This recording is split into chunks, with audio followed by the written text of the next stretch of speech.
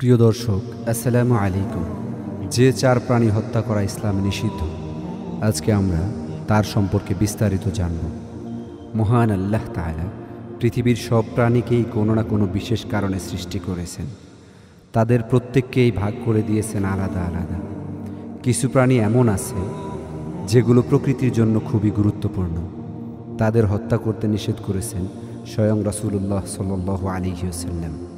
ইবনে আব্বাস রাদিয়াল্লাহু তাআলা আনহু থেকে বর্ণিত, তিনি বলেন, নবী করিম সাল্লাল্লাহু আলাইহি ওয়াসাল্লাম চার প্রকার প্রাণী হত্যা করতে বারণ করেছেন। তার মধ্যে পিঁপড়া, মধুমক্ষিকা, হুদহুদ পাখি এবং চড়ুই সদৃশ্য বাজ পাখি। আবু দাউদ, হাদিস নাম্বার 5267। এছাড়াও ব্যাঙ হত্যার ব্যাপারে ইসলামে নিষেধাজ্ঞা রয়েছে।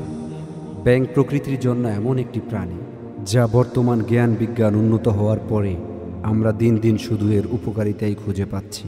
এটি প্রকৃতির ভারসাম্য রক্ষার পাশাপাশি জমির উর্বরতা বাড়ায়, ফসলের পোকামাকড় খেয়ে ফসলকে সুরক্ষিত করে। ব্যাঙের কল্যাণে জমিতে অতিরিক্ত কীটনাশক দিতে হয় না, এমনকি জমির উর্বরতাও নষ্ট হয় না। ব্যাঙ নানান আকৃতির এবং বিভিন্ন প্রকৃতির হয়ে থাকে। ভূমিকম্পের পূর্বাভাসও ব্যাঙ দিয়ে থাকে। ভূমিকম্পের কারণে প্রতি বছর শত শত মানুষ হারিয়ে যাচ্ছে পৃথিবী থেকে। ভূমিকম্পের ফলে বিলিয়ন বিলিয়ন ডলারের সম্পদের ক্ষতি হচ্ছে। ভূমিকম্পের পূর্বাভাস কোনো বিজ্ঞানী বা আবিষ্কৃত কোনো যন্ত্র না দিতে পারলেও কোনো ব্যাঙ কিন্তু ঠিকই টের পেয়ে যায়। এক বিশেষ প্রক্রিয়ায় শব্দ করে কোনো ব্যাঙ ভূমিকম্পের পূর্বাভাস দিয়ে দেয়। আল্লাহ রাব্বুল আলামিন এই জ্ঞান ব্যাঙকে দান করেছেন। শুধু তাই নয়, আমরা রাতের বেলায় রাস্তাঘাটে ব্যাঙ দেখলে হয় লাথি মারি, নয়তো পায়ের নিচে পিষে ফেলি। এটি একেবারেই উচিত নয়। ব্যাঙ এমন এক স্থানে অবস্থান করে যে স্থান দিয়ে সাপ আসতে পারে এবং সাপ যাতে মানুষের ক্ষতি করতে না পারে, এজন্য পাহারাদার হিসেবে ব্যাঙ দাঁড়িয়ে থাকে।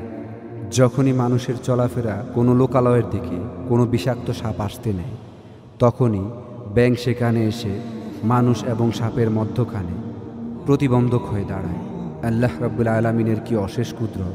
ব্যাঙ সে অবস্থানে দাঁড়ায় যে রাস্তা দিয়ে সাপ আসার সম্ভাবনা রয়েছে, এবং যখনই সাপ আসতে নেয় তখনই সে তার শরীরকে ফুলিয়ে ফেলে। এর ফলে তার নিজের শরীর থেকে ৩-৪ গুণ বড় আকৃতি ধারণ করে ব্যাঙটি, এবং তার শরীর থেকে এক ধরনের উৎকট রাসায়নিক পদার্থের দুর্গন্ধ সৃষ্টি হয়, যার কারণে সাপ রাস্তা পরিবর্তন করে অন্য রাস্তায় চলে যায় এবং মানুষ সাপের অনিষ্ট থেকে রক্ষা পায়। কখনো কখনো ব্যাঙ নিজেই খাবার হয়ে মানুষকে সাপের দংশনের হাত থেকে রক্ষা করে। আল্লাহু আকবার! শুধু তাই নয়, মহান আল্লাহ রাব্বুল আলামিনের প্রিয় বন্ধু নবী ইব্রাহিম খলিলুল্লাহকে নমরুদ আগুনে নিক্ষেপ করেছিল জ্বালিয়ে পুড়িয়ে ছাই করে দেওয়ার জন্য। সেদিন আগুন নিভাতে ব্যাঙ সেই অগ্নিকাণ্ডের উপর প্রস্রাব করে। হ্যাঁ, এটাই ঠিক যে ব্যাঙের প্রস্রাবে এত বড় অগ্নিকাণ্ডের কোনো উপকার হয়ে যায়নি বা আগুন নিভেও যায়নি। হযরত জিবরাইল আলাইহিস সালাম ব্যাঙকে প্রশ্ন করলেন, তুমি কেন এই কাজটি করেছিলে? উত্তরে ব্যাঙ বলল, আমার এই ক্ষুদ্র পানির ছিটায় আগুন যে নিভবে না তা আমি জানি। আমি আল্লাহ রাব্বুল আলামিনকে দেখাতে চাই যে আমি নমরুদের পক্ষে নই। আমি এক এবং অদ্বিতীয় আল্লাহ ও তার বন্ধু হযরত ইব্রাহিম আলাইহিস সালামের পক্ষে। এজন্য পৃথিবীর একমাত্র প্রাণী ব্যাঙ, যার জলে বসবাসকারী প্রজাতির প্রস্রাবকে পাক বলে ঘোষণা দেওয়া হয়েছে, এবং ইসলামে ব্যাঙ হত্যা করা নিষিদ্ধ করা হয়েছে। দ্বিতীয় নাম্বার হলো পিঁপড়া। পিঁপড়া কেন মারা যাবে না? এর কারণ হলো পিঁপড়াও আল্লাহর তাসবিহ পড়ে, তারাও আল্লাহর কাছে প্রার্থনা করে। রাসূল পাক সাল্লাল্লাহু আলাইহি ওয়াসাল্লাম বলেছেন, তোমাদের সাধারণ ব্যক্তির উপর আমার যতখানি মর্যাদা, ঠিক তেমনই একজন আলেমের মর্যাদা একজন আবিদের ওপর। তারপর রাসূল পাক সাল্লাল্লাহু আলাইহি ওয়াসাল্লাম আরও বলেন, নিশ্চয়ই আল্লাহ তার ফেরেশতারা এবং আসমান জমিনের অধিবাসীরা, এমনকি গর্তের পিঁপড়া এবং পানির মাছ পর্যন্ত সেই ব্যক্তির জন্য দোয়া করে যে মানুষকে কল্যাণকর জ্ঞান শিক্ষা দেয়। সহিহ তিরমিজি, হাদিস নাম্বার 2685। তাই অহেতু পিঁপড়াদের হত্যা করা উচিত নয়। হযরত আবু হুরায়রা রাদিয়াল্লাহু তাআলা আনহু থেকে বর্ণিত, তিনি বলেন, রাসূল পাক সাল্লাল্লাহু আলাইহি ওয়াসাল্লাম বলেছেন, কোনো এক নবীকে একটি পিঁপড়া দংশন করলে তিনি সে পিঁপড়ার বস্তি জ্বালিয়ে দেওয়ার আদেশ দেন এবং তা জ্বালিয়ে দেয়া হয়। তখন আল্লাহ তাআলা তার প্রতি ওহী প্রেরণ করে বললেন, তোমাকে তো একটিমাত্র পিঁপড়া দংশন করেছে, আর তুমি এমন এক জাতিকে ধ্বংস করলে যারা আল্লাহর মহিমা ও পবিত্রতা ঘোষণা করত। নাসাই শরীফ, হাদিস নাম্বার 4358। তবে কোনো পিঁপড়া যদি ক্ষতি করে তাকে তাড়ানোর ব্যবস্থা নেওয়া যেতে পারে। রাসূল সাল্লাল্লাহু আলাইহি ওয়াসাল্লামের সুন্নত মোতাবেক খাবার দাবার ঠিকমতো ঢেকে রাখলে পিঁপড়া আক্রমণ করার আশঙ্কা কম। রান্নাঘরের ক্যাবিনেটে পিঁপড়ার আক্রমণ হলে সেখানে দারচিনি গুঁড়া কিংবা শুকনা মরিচ রেখে দেওয়া যেতে পারে, তাহলে সেখানে পিঁপড়া আক্রমণ করবে না ইনশাআল্লাহ। 3 নম্বরে মৌমাছি। মৌমাছি মহান আল্লাহর অপূর্ব সৃষ্টি, যাকে আরবিতে বলা হয় নাহল। পবিত্র গ্রন্থ আল কুরআনে নাহল নামে একটি সূরাই অবতীর্ণ হয়েছে। মৌমাছি আমাদের জন্য উৎকৃষ্ট মধু আহরণ করে। প্রিয় নবী সাল্লাল্লাহু আলাইহি ওয়াসাল্লাম মধু খেতে খুব ভালোবাসতেন। শামায়েল তিরমিজি, হাদিস নাম্বার 121। মৌমাছি এরা খুবই পরিশ্রমী পতঙ্গ। ফুলের রস মুখে নিয়ে সেটা থেকে জলীয় অংশ দূর করে তদ্ভাগ ভেজা জলমুক্ত এক ফোঁটা মধু তৈরি করতে যে শ্রম ও সময় ব্যয় করে সেটা বিস্ময়কর। 1 পাউন্ড মধু বানাতে 550 মৌমাছিকে প্রায় 20 লাখ ফুলে ভ্রমণ করতে হয়।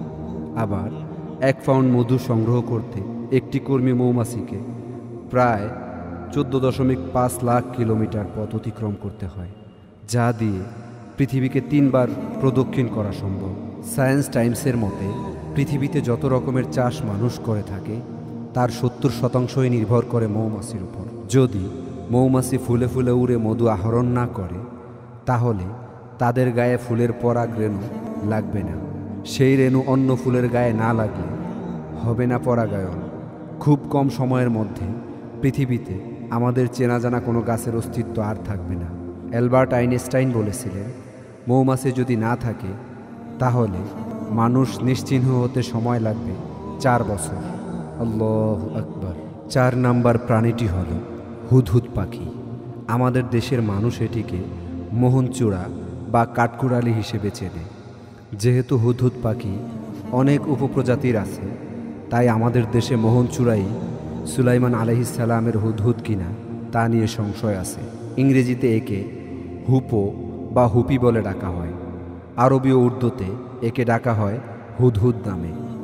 মধ্যপ্রাচ্যের প্রতিটি দেশ, মিশর, মাদাগাস্কার, এমনকি ইউরোপের কোনো কোনো দেশেও এর দেখা পাওয়া যায়। পার্শ্ববর্তী দেশ ভারতেও মাঝে মধ্যে এই পাখির দেখা পাওয়া যায়। পাখিটির শরীর বাদামি এবং ডানা ও লেজে সাদা কালো দাগ রয়েছে। মাথায় আছে রাজমুকুটের মতো সুন্দর একটি ঝুঁটি। সেই ঝুঁটির হলদে বাদামি পলকের মাথাটা কালো রঙের। এরা ক্ষতিকর পোকামাকড় খেয়ে ফসলের জন্য উপকারী পাখি হিসেবে সমাদৃত। তাই অনেক দেশে আইন করে এদের সংরক্ষণ করার ব্যবস্থা করা হয়েছে। 2008 সালের মে মাসে পাখিটিকে দেশের জাতীয় পাখির স্বীকৃতি দিয়েছে ইসরায়েল। এবার সর্বশেষ পাখিটির কথা বলছি। সর্বশেষ পাখিটি হল চড়ুই সদৃশ বাজ পাখি। অনেকের মতে এটি শ্রাইক পাখি, যাকে আমাদের দেশে কসাই পাখি বলা হয়। ছোট ও মাঝারি আকারের মাংসাশী পাখি। শিকারের অভিনব কৌশল এবং তা সংরক্ষণের প্রবণতার কারণে এদের কসাই পাখি বলা হয়। এরা ঠিক মাংসের দোকানের মতো শিকার কাটা জাতীয় জিনিসে গেঁথে রাখে। মাটিতে থাকা বা উড়ন্ত পোকামাকড়, কীটপতঙ্গ, ছোট গিরগিটি, টিকটিকি, নির্বিষ সাপের বাচ্চা, ইঁদুর ছাড়া ইত্যাদি খেতে পছন্দ করে। এছাড়া তাদের খাবার তালিকায় রয়েছে তেলাপোকা ও ঝিঝি পোকা, যার প্রতিটি জিনিসই মানুষের ঘর ও ফসলের জন্য ক্ষতিকারক। বাংলাদেশে এদের কয়েকটি প্রজাতি রয়েছে, যাদের রং ও রূপ আলাদা। মহান আল্লাহ রব্বুল আলামিন আমাদের প্রত্যেককে সহি বুঝ দান করুন।